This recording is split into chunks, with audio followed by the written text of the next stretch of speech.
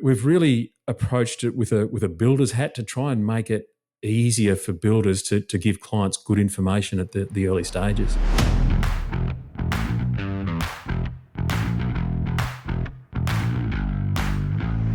Welcome to Professional Builders Secrets, the podcast for building company owners wanting to grow safely and securely. I'm your host, Will Blunt, and today I'm joined by Richard Armstrong from Procalc. Richard, welcome to the show. Thanks, Will. It's great to be on with you. Very excited to have a chat today about all things pricing, all those exciting things that builders are dealing with. Yeah, it's a bit of a hot topic over the last few years, isn't it? Well, yeah, always a hot topic, but especially in recent times. Do you want to just dive into a bit of your background in the construction industry? Yeah, sure. Look, so I was basically a registered builder for about 15 years, mainly focusing on renovations and extensions, which, most builders listening to this will probably agree that that's the complex sort of job that is always challenging to cost. A lot of the work that I've done in the past has really been around inner metro work, where we're helping clients extend or renovate their homes, and yeah, it's been a really rich experience. Cool. What is Procalc then? What's it all about? Yeah, so look, Procalc is something that an idea that I came up with because I was fed up with standing in a client's lounge room and wondering whether they could even afford what they were talking about doing. So builders listening to this will know that when it comes down to estimating a project, it can take days, weeks, even months by the time you reach out to subbies and burn up their time as well. It can really be a painful experience if it's a speculative task that the builder's doing, because you don't always know that you're going to win the job. And so I thought to myself, look, there's got to be a better way to do this. So I set about trying to create a calculator that was basically, its main purpose is to validate client budgets. And so the idea is that you can take a set of plans, upload it into the system, do a quick takeoff, and then it gives you instant pricing for that project. But in order to make that work, I had to make sure that it worked for every kind of project. It had to work for every kind of builder all over the country. And so what I then did, I reckon now I've interviewed over 700 builders on the way that they cost jobs, the way that they engage with clients, and the way that those early conversations play out. And what really sort of came through to me, particularly for straight construction builders, is that they really needed something that could qualify clients in those very early conversations and do it quickly and easily and efficiently, so they didn't have to spend weeks on an estimate.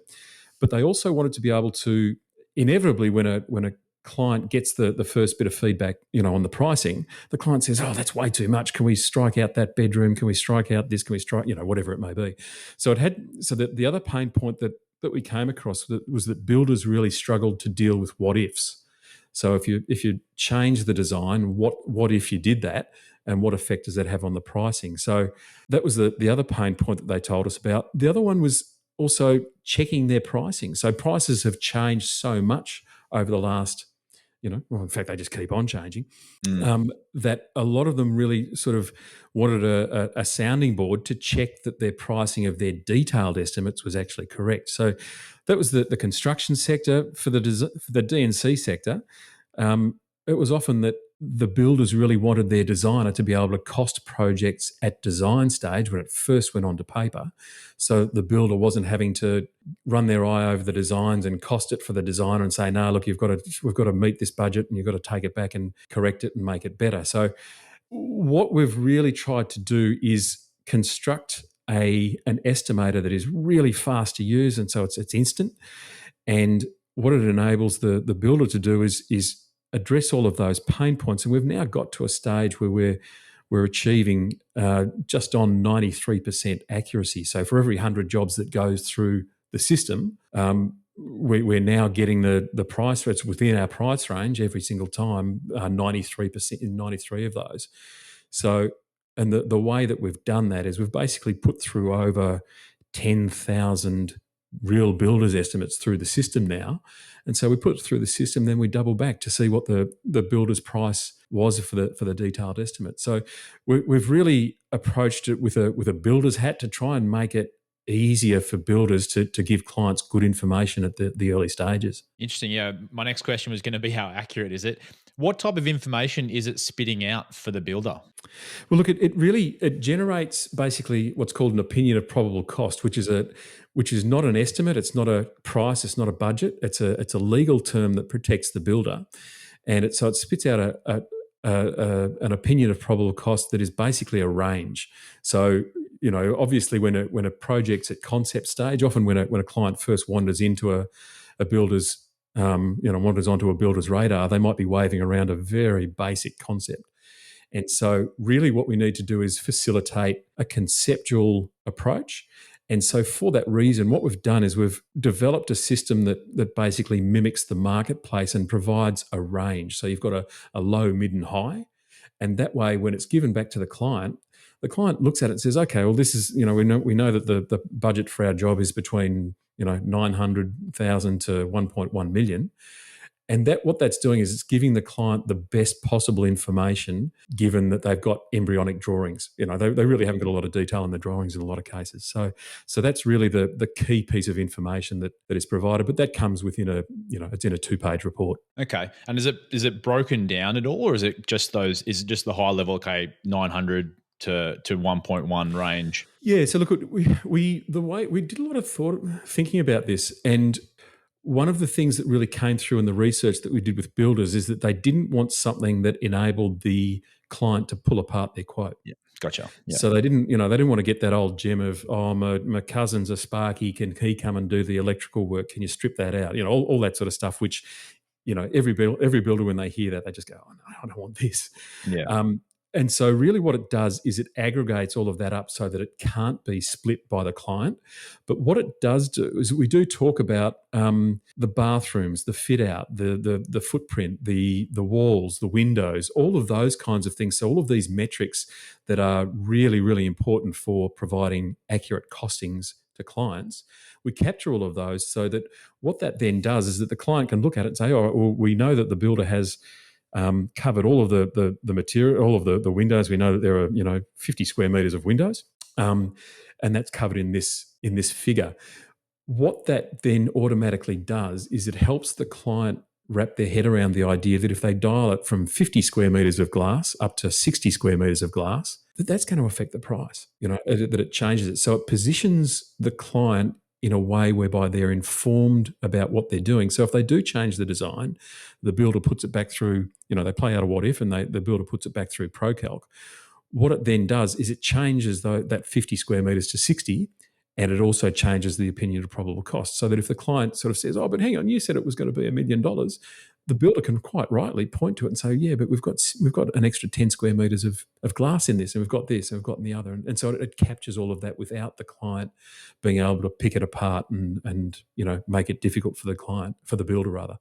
And so the thing to remember is that the purpose of providing that early Procalc report, which is just an opinion of probable cost, is to work out whether the client can afford it or not, and whether it's worthwhile the builder investing more time in them by doing a really detailed estimate in their usual costing software. Interesting. How does it factor in what variables can the builder input in terms of if they've got a certain target markup that they're trying to apply to their jobs, or applying fixed costs and things like that, as well as maybe they're a luxury builder that's focusing on really high end products and things like that. How does it factor in those variables? Yeah, absolutely. We've basically got different grades of fit out and also grades of finish.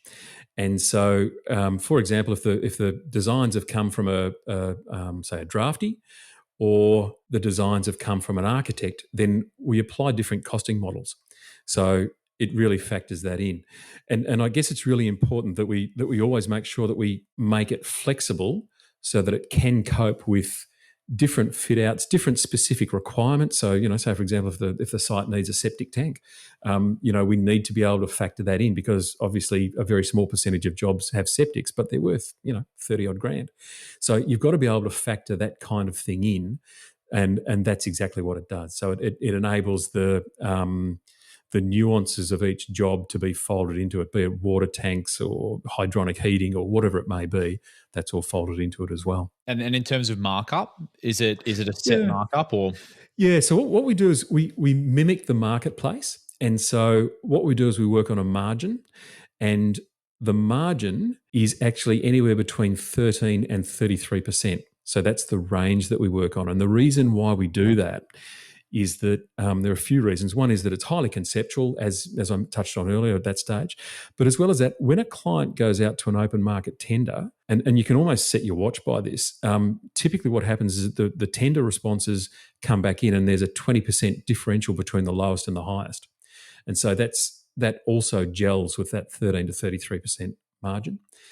But then, as well as that, when you're talking about, say, for example, a regional volume builder, they'll be very much at the lower end of that range. Whereas if you're talking about a bespoke architectural builder who's working in, I don't know, the inner suburbs of Sydney, they're going to be at the higher end of that range. So it's really what we've done is we've deliberately made it so that it just mimics the marketplace. So that if the client turns around, and we've actually had this happen where the client says, look, I've got this Procalc report. I'm going to go out and fish around in the marketplace and see what I can get, and it comes back pretty much exactly where we said it would, because we have deliberately worked to just reflect exactly what the market does. Yeah, makes sense. Makes sense. Yeah. One last question about the product before we dive into a few other things about Yeah, pricing. sure. I'm just intrigued to find out more. How are you handling like the inputs from the builder? Because I imagine people are using different files for their designs and everything like that. Is there a certain type of file that you need to make to spit out the right cost? No, look, basically, if the builder's got a PDF plan set, they can just load it straight into the system. They do a quick takeoff on screen, and then they've got an instant budget report, or a report, a Procalc report. And so we've tried to, and it's a good question because we did actually spend a lot of time working out the best format for this, and we thought, you know what, everybody uses PDFs. That's what we're going to go with. Yeah. Okay. Easy enough then. So just to dive in a bit more about, I guess, the problems you're solving as a business and maybe what some builders out there are facing, what are some of the typical challenges when it comes to pricing projects that you've noticed out in the market? Yeah, look, there are a few that sort of came up in our research interviews, and one is I think a lot of builders learnt to cost projects from their old boss, for example. Yeah. Okay, so however it was, might have been 20 years ago or 10 years ago, whatever it may have been, but often this what I'll call knowledge has been passed down from one boss, from the boss onto somebody else who's working on site, and it sort of goes that way. Or another one is that, and I did this myself when I first started building, is you'd basically go out there and say, all right, look, I think it's, about this much percent is what I need to put on. I'll try that and see if I win the work. And that's a common thing that every young builder does, is that they'll sort of price it thinking, okay, well, I haven't got many overheads. I probably, I just need to make sure I get paid, and and want to cover my bare minimum of costs. And they, it's obviously undercosting it, but they adopt this trial and error approach. So that's another way that people do it. One other thing I did experience myself was when I was getting my ticket, and I did a Cert 4 in construction, and I remember sitting in a workshop where the person teaching estimating said, all right, and so you just whack on your 20% there and away you go. And that was the way, every job was the same according to this person. And what we've seen is that really, in truth, few of those methods are correct. Okay, yeah. They're flawed in the way, very few builders have actually been taught very effectively and properly how to cost jobs. So in a lot of the interviews that we did, we found that a lot of builders didn't capture all costs. So a classic one is leaving project management out of it, or some of the site setup fees and all that sort of thing, or they'd apply the wrong margin. So they'd be doing a complex renovation in a metro, and they'd be putting on the equivalent of a 17% margin, for example. Or another one is that they might cost every job in exactly the same way. So the truth is that when we looked at the way builders cost jobs, they need to factor in a whole lot of things. So everything from where the job came from is really important. So if it's come from an architect who's going to be supervising the job, the builder needs to facilitate the level of detail and the architect's expectations in their pricing for doing that sort of thing. Even the contract that they sign, if it's an ABIC contract, which is the architectural contract, there's a lot more involved in that, and there's more risk for the builder, versus an HIA contract, where it's, there's a lesser risk involved. So there's a whole bunch of nuances that come into it. even what the client's like. So if the client's going to, be relatively heavy going, and they're going to need a bit of client, a bit of management from the builder needs to factor in a couple of hours a week for those conversations, and the client has every right to ask those questions. I suppose if they're spending $1 million, a couple of $1 million on a house or whatever it may be, they rightly or wrongly will have an expectation that they can tap into the builder and ask questions and probably hang around a bit more than the builder wants them to. But at the end of the day, if the builder gets a sense of that, then it's really important to fold that into the costings. And all of those things and more are what we make sure to cover in Procalc, because they're things that dramatically affect the pricing. What's the impact on the builder's business if they're getting pricing wrong, or they're essentially guessing the way to price and they're early on in the journey? Yeah, look, I reckon it's massive on their business, but even more importantly, I think it's massive on their personal lives.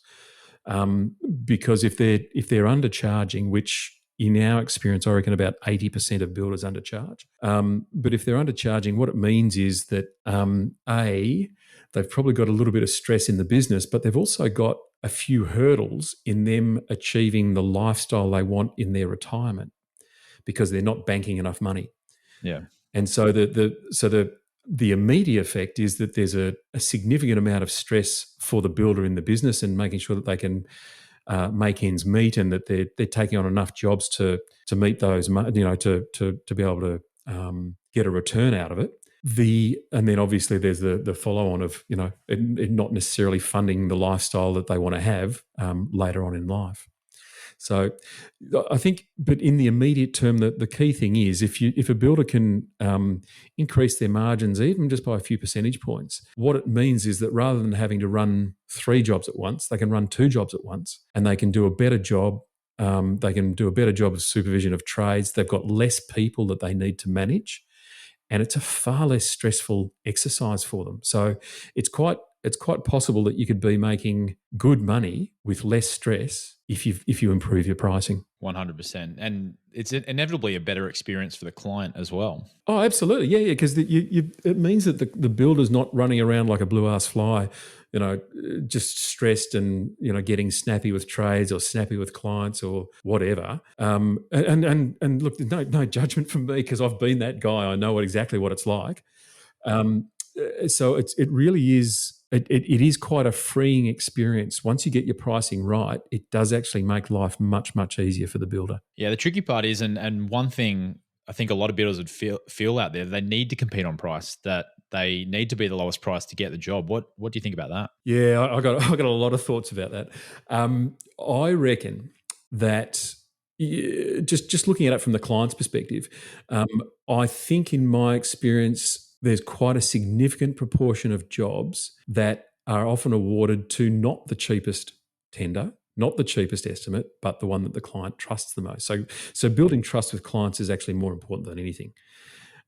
If you look at the marketplace, then I think there is always going to be that 1 in 5 or that 20% of clients who are just interested in getting the cheapest price, in finding some poor builder that they're just trying to bend over a barrel and get the cheapest price and squeeze them down and yada yada. And that's a tough place to live for the builder, because if you've got cost structures in place that don't make you the cheapest, and when I say the cheapest, I mean you've got the cheapest trades, you've got the lowest cost of materials, you've got the lowest overheads, you've got all the lowest. Unless you have all of those lowest costs in place and you're cheaper than 95% of all the other builders out there, you're just going to go broke slowly trying to chase that work. You'd be better off going and playing golf, because you'll go broke more slowly, but at least you'll have fun. So I think I would strongly encourage anyone who's listening to this, if you are finding yourself being exposed to that lower 20% of the marketplace, whereby they're just trying to crunch you on price. If you haven't got the lowest cost base of anyone get out of that space. Get well and truly out of it, because you'll just give yourself a heart attack, and you really are making a rod for your own back. if you look at the other end of the spectrum, you've got 20% of people who they're interested in price, but they are really more interested in quality. Okay, so that's right up the other end. And so really, what they're interested in is making sure that they have a positive experience, that they get a builder that they really like, and they will get a positive outcome, and they're prepared to pay a premium for it. So that's the other end of the scale. And obviously, that's the client that we all want. They're great. And then in the middle, you've got that remaining, I'll call it the mainstay middle.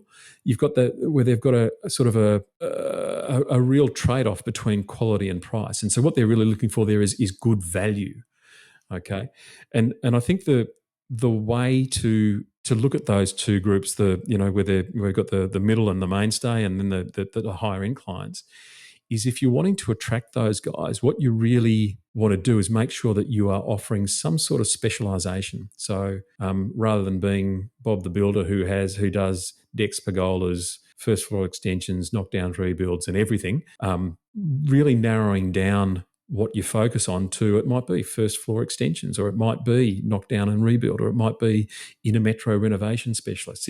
So really segmenting and saying and establishing yourself as the guru in that particular kind of project, so that you can then honestly put hand on heart and say, look, we are the real gurus at this kind of work. This is our specialty. We don't do any other kind of work. And that's when builders can start attracting stronger margins that actually will keep them well and truly away from those, the lowest 20% who are just trying to, put them over a barrel to get the cheapest possible price. Yeah, that's exactly right. And we've all had an experience. I'm sure you have. I have many a times where you learn from taking the cheapest price, and you know that next time I can't do that again, because it's not just in building a house, it's in anything, right? If you take the cheapest price, you usually get what you pay for. Yeah, and look, building is a complex game. So if you think about the on any project, it's not just a case of getting a dozen things right. It's a case of getting thousands and thousands of things right in sequence. So you've got a team of people that you're trying to make sure that it all flows well. Any client who's focused on just getting the cheapest builder, what they're going to finish up doing is possibly getting someone who isn't really across a system, or doesn't have a system for delivering those thousands of tasks. Yeah, and there's always the potential they'll cut corners or something like that, right? And if you end up with your forever home, if that's what you're doing, and they haven't got the waterproofing right, or they haven't done something right, in the build, it can cause huge issues down the line. Yeah, that's exactly right. And look, I think it's really important that builders work early in the engagement with clients, to build trust with clients, to help clients understand that they bring a wealth of expertise to the party. And look, when you think about most clients, when they first start talking to a builder, they are clueless. They are totally clueless. In comparison to the builder, there's a real asymmetry in terms of the amount of information that the builder has versus what the client has. And so the clients are scared. So for a lot of them, the most intelligent question they think they can ask is, what's your price? And that's really probably the last question they should ask. It's a question they have to ask, but it's the last one they should. There are 20 or 30 questions before that they should be covering off, and it's really up to the builders to help the client understand what makes the builder different to get to that stage. Yeah, it's why we highly recommend using content marketing for builders, because it's especially video content and stuff online. You can build up a lot of trust with people before you ever have a conversation, and it takes price out of the equation most of the time. Absolutely, yeah. So CRMs are massively powerful. They're incredible, and I've used them myself in when I was building, and we had people call me up and say, "Oh, hi, Richard, it's such and they just launch off into their brief. And I'd be thinking to myself, I don't even know who these people are. But they knew me because we'd been doing the drip feed and keeping the information going out to them. So that sort of thing is really powerful. Social proof is really powerful. But I think that the other thing too is actually helping clients engage in a small transaction to then engage in a larger transaction. So a lot of builders listening to this will have started off, particularly when they first got their ticket, they might have gone and done some bathrooms and some decks and pergolas, the usual sort of things. And then what happens is a year or two later, the same client calls them back and says, "Hey, can you come and do this extension, and it turns out the extension's worth $700,000 or whatever it may be. So what's happened there is that the client has gone through a very human process in building trust, and they've actually they've taken a small risk with the builder and gone, oh, that worked pretty well, and so then they take a bigger one and a bigger one and a bigger one. So the way that humans build trust is actually by doing a small risk and then a larger and then a larger. So engaging with clients in a way that enables them just to do a very small spend with you right at the very beginning, and then a slightly larger spend, and then a slightly larger spend, and then the actual build cost is a really powerful tool for builders. What's an example of that? So look, I suppose one of the things that we encourage our builders that we work with to do is really in the very first meeting, do what is basically a project review and produce a report. It's a 3-page report. We've actually got a template on our website for it. And the idea is that you can say to the client, look, we'll come and look at your project, and we're going to look at the site, the feasibility of the site to do what you want to do. We're going to look at the design. We're going to look at the existing structure, if it's a renovation and extension, to determine how suitable that is. We're also going to answer some questions for you, and we're going to step through the whole thing and give you a builder's perspective, because builders have got a stronger perspective and a more balanced perspective than anyone else in the industry. So it's actually where the rubber hits the road with builders is actually their knowledge, and most builders don't realise how much they know. And so being able to say to the client, look, when we first come and meet with you the first time on site, we're going to put together a report for you, and it will cover all of this, and it will also cover the cost of the build using a Procalc report, and we're going to charge you for it. And you might charge, if builders feel nervous about this, what I often encourage them to do is at first charge $99. Okay, make it a no-brainer for the client, make it easy. So any client who's not prepared to pay $99 for a builder to come and give them a full report, spend at least an hour with them on site, and these are all key questions, by the way, that the client must address in order for them to work out whether they can proceed with their job or not right at the early stages. So it's high-value information for the client. So any client that backs away from spending $99 on that sort of information probably throws up a bit of a red flag, in that they may not be a high-quality sort of client. And it might, if they opt out at that stage, it might actually be a good thing.